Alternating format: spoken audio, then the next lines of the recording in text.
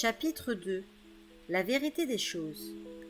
Quand l'obscurité nous empêcha de voir où nous mettions les pieds, nous fîmes halte dans une clairière. J'étais prêt à prendre mes jambes à mon cou, à la première occasion, mais les soldats m'obligèrent à m'asseoir, et l'un d'eux fut chargé de me surveiller pendant que les autres ramassaient du bois. En temps ordinaire, j'aurais eu bon espoir que l'épouvanteur parte à ma recherche et tente de me secourir. Même dans le noir, c'était un excellent pisteur. Il n'aurait eu aucun mal à suivre cette bande à la trace. Malheureusement, le temps qu'il mette ce gobelin hors d'état de nuire et qu'il revienne, je serais déjà à bord d'un bateau, trop loin pour qu'il me rattrape.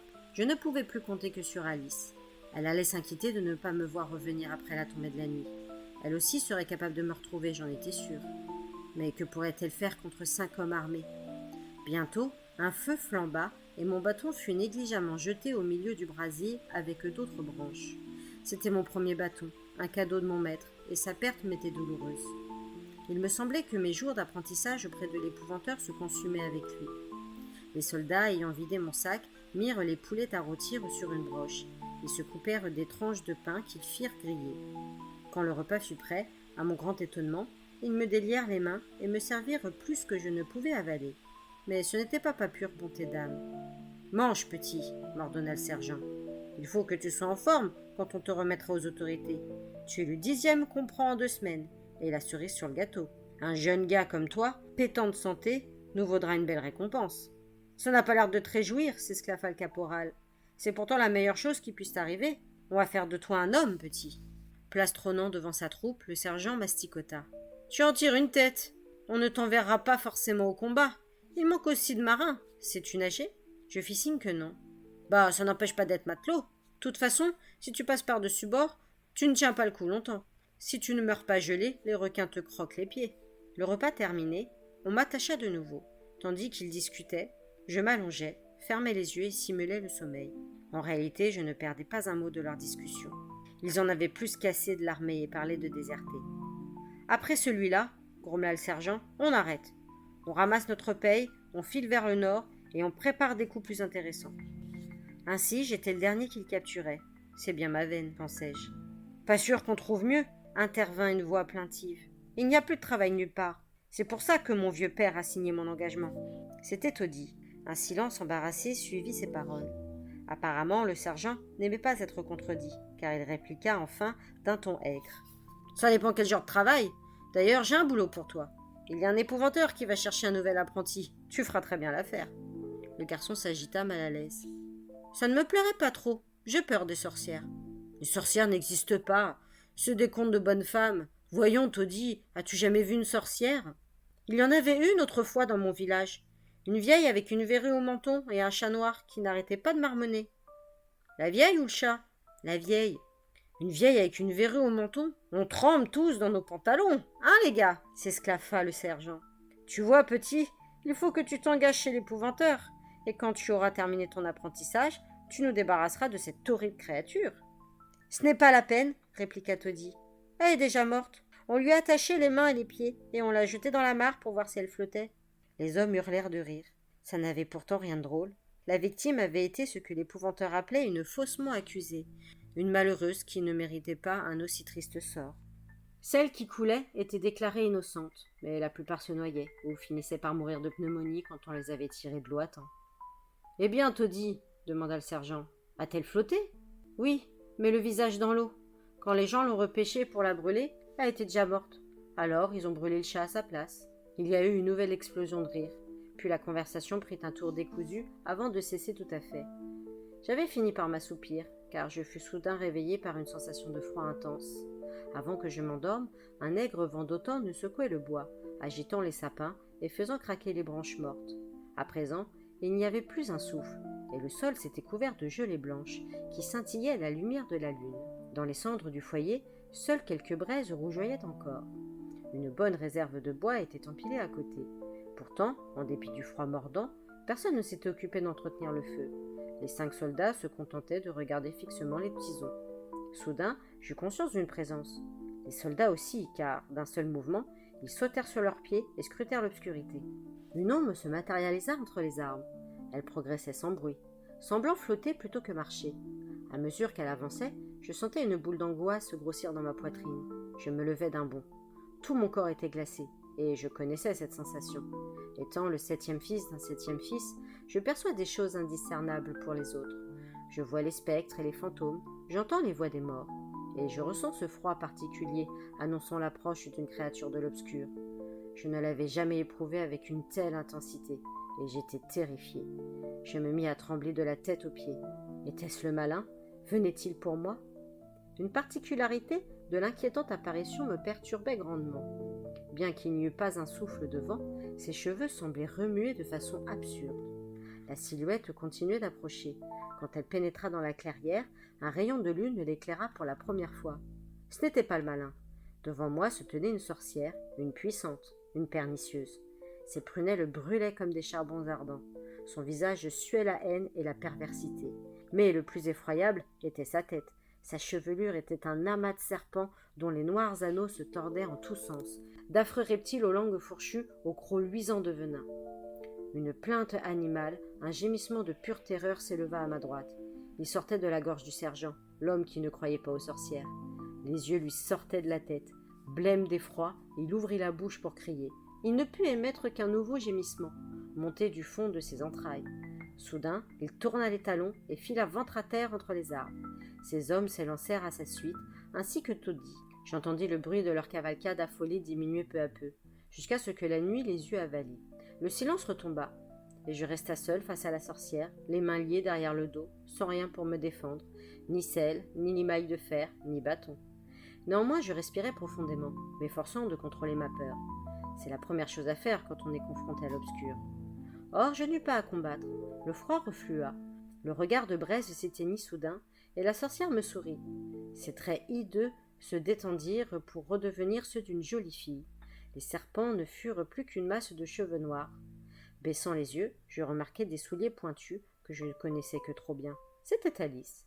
Incapable de lui rendre son sourire, je continuai de la dévisager avec une expression horrifiée. « Remets-toi, Tom !» me lança-t-elle. « Tu n'as plus rien à craindre.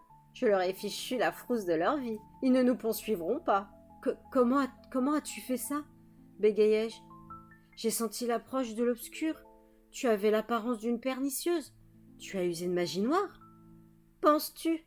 Ce n'était qu'un jeu de lumière, et leur frayeur a déteint sur toi. Voilà tout. » Elle s'approcha pour dénouer mes liens. Épouvantée, je reculai d'un pas. « La lumière de la lune révèle la vérité des choses, tu le sais, Alice. C'est toi qui me l'as appris, le jour où nous nous sommes rencontrés. Ce que je viens de voir, était-ce ta véritable nature ? Ne sois pas idiot, Tom. Ce n'est que moi, Alice, ton amie. Tu me connais donc si mal. Je t'ai sauvé la vie à plusieurs reprises. Ce n'est pas juste de m'accuser ainsi, alors que j'ai accouru à ton aide, une fois de plus. Tu veux que je te dise où tu serais si je n'étais pas intervenu ? En route pour le champ de bataille, d'où tu ne serais peut-être jamais revenu. » Je secouai la tête désemparée. Si l'épouvanteur avait vu ça. Oui, si mon maître avait été témoin de ce phénomène, Alice n'aurait pas vécu 1 heure de plus avec nous. Il l'aurait enfermée au fond d'un puits pour le restant de ses jours. « Viens, Tom, retournons à Chippenden. La nuit est froide, je suis gelée jusqu'aux os. » Sur ces mots, nous rebroussâmes chemin.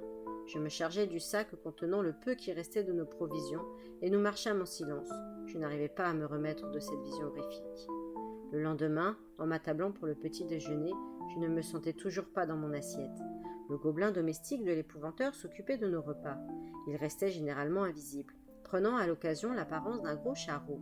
Ce matin-là, il avait préparé mon menu préféré, des œufs au bacon. Mais c'était peut-être les pires qu'il nous eût jamais servi. Le bacon était brûlé, et les yeux nageaient dans la graisse. Il cuisinait toujours mal quand il était perturbé.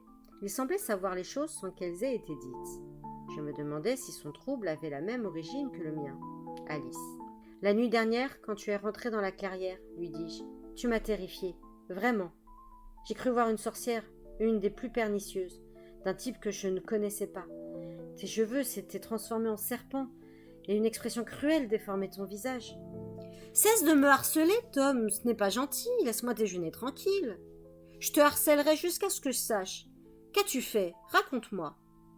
Je n'ai rien fait, rien, fiche-moi la paix. Je ne supporte pas que tu me parles sur ce ton. Et moi, je ne supporte pas que tu me mentes, Alice. Tu as employé un maléfice, je veux savoir lequel. Je marquai une pause, la fusillant du regard, et les mots m'échappèrent avant que j'aie pu les retenir. Si tu ne me dis pas la vérité, je ne te ferai plus jamais confiance. D'accord, cria-t-elle, les yeux brillants de larmes. Je vais te la dire, la vérité. Je n'avais pas le choix, Tom. Où serais-tu maintenant si je n'étais pas intervenu? C'était eux que je voulais effrayer, pas toi. Qu'as-tu utilisé? La magie noire? Un sortilège que Lizzie le Ceuse t'a enseigné? Rien d'extraordinaire. Un procédé similaire à la fascination et à la séduction, c'est tout. On l'appelle l'horrification. Les gens sont terrifiés et ils s'enfuient, persuadés qu'on en veut à leur vie. Toutes les sorcières connaissent ce tour. Qu'y a-t-il de mal à ça? Ça a marché, non? Tu es libre et personne n'a été blessé. Les sorcières utilisent la fascination pour manipuler quelqu'un. Quant à la séduction, elle les fait paraître jeunes et belles, en créant autour d'elles une aura capable d'aveugler n'importe quel homme. La sorcière Vurmald y avait eu recours l'été précédent, quand elle tentait d'unir les clans de Pendle. Elle était morte à présent, mais les 2 hommes qui étaient tombés dans son piège étaient morts aussi. Ainsi, ayant compris trop tard à quel point elle était dangereuse. Si l'horrification dont Alice s'était servie était une déclinaison de ses procédés de magie noire, c'était inquiétant. Très inquiétant même. Je la prévins. L'épouvanteur ne doit surtout pas l'apprendre. Il ne comprendrait pas. À ses yeux, rien ne justifie la pratique de la magie noire. Alors, ne lui en parle sans pas. Tu as envie qu'il me renvoie? Bien sûr que non. Mais je n'aime pas mentir. Raconte-lui seulement que j'ai créé une diversion, ce qui t'a permis de t'enfuir, ce n'est pas faux.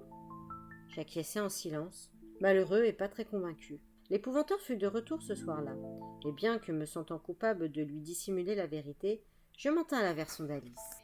J'ai fait beaucoup de bruit, tout en restant à distance, ajouta-t-elle. Ils m'ont poursuivi, mais dans le noir, je n'ai pas eu de mal à les semer. Ils n'avaient laissé personne pour garder leurs prisonniers, s'étonna mon maître. Ils lui avaient attaché les mains et les pieds. Il ne pouvait pas se sauver. J'ai pris un chemin détourné avant de revenir couper les liens. John Gregory fourragea dans sa barbe, l'air dubitatif. Et vous êtes sûr qu'ils ne vous ont pas suivi? Ils voulaient se rendre dans le nord, lui dis-je. Ils en avaient assez de l'armée, et parlaient de déserter. Il soupira. C'est bien possible, petit. Mais on ne peut pas courir le risque de voir ces hommes revenir te chercher. Et d'abord, pourquoi étais-tu descendu au village? As-tu perdu ton bon sens? Le rouge de la colère me monta aux joues. J'avais l'impression d'étouffer, enfermé dans mon cocon. Et je peux me débrouiller seul. Vraiment? Ces soldats ont pourtant eu vite raison de toi, non? Rétorqua mon maître d'un ton cinglant. Il est temps que je t'envoie quelques mois chez Bill Arkwright. D'ailleurs, mes vieux os me font trop mal pour que je te donne les leçons de combat dont tu as grand besoin. Bill est sévère, et il a éduqué plein de mes apprentis. C'est exactement ce qu'il te faut.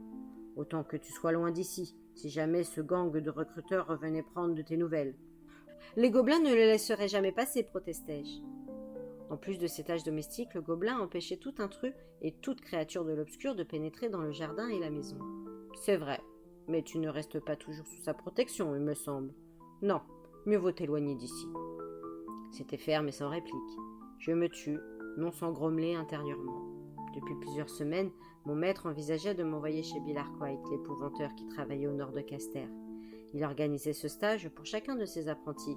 À son avis, un entraînement intensif sous la direction d'un autre maître offrait une nouvelle vision de notre métier, ce qui était toujours bénéfique. L'affaire des recruteurs n'avait fait que hâter sa décision. Il écrivait aussitôt une lettre à son collègue, tandis qu'Alice boudait, assise près du feu. La perspective de notre séparation la désolait, mais ni elle ni moi n'y pouvions rien. Le pire, c'est que l'épouvanteur lui confia la lettre à poster. À elle, pas à moi. Je commençais à me demander si mon départ n'était pas une bonne chose, finalement. Bill Arkwright, lui, m'accorderait peut-être un peu plus de liberté.